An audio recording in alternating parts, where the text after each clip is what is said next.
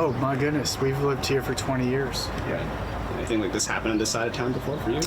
No, nothing close. A small memorial has marked this tree at Almond Park on Vancouver's west side, where a 15-year-old boy was stabbed during a fight between a group of teenagers on Saturday. On Sunday, the boy died of his injuries. Some of the neighbors in the area saw parts of what happened. When it happened, I was walking out of my house and I was walking up on the trail, and I just looked down and I see police giving this guy CPR. I actually saw, I think the guy who, stabbed the guy, I saw him getting handcuffed. This is just such a sad waste when you think about it. It's young people with knives. It just doesn't make any sense. It's just ridiculous. Yeah. It's just terrible. Vancouver police say the stabbing occurred around 1:30 p.m. Saturday during a conflict between two groups of teenagers. They say the 15-year-old boy was stabbed in the chest and then collapsed. Like I said, I was at a friend's house and she just said some youngster got stabbed in the park, and it's very upsetting. Yeah. Generally, it's young families bringing their kids, tennis players. I walk my dog here.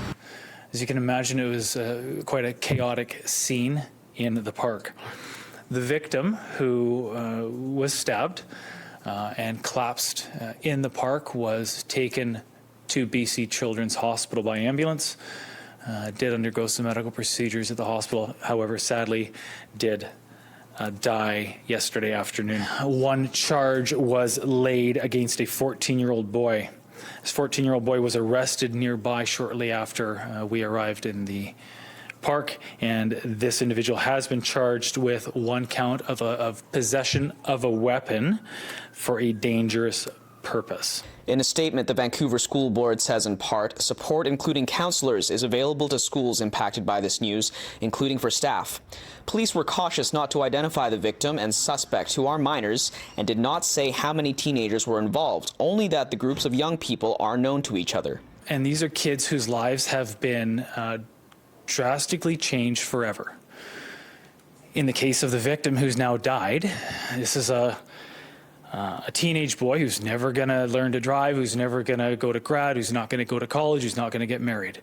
As the homicide investigation continues, police say there is no ongoing danger to those who wish to visit Almond Park. In Vancouver, Kier Junos, City News.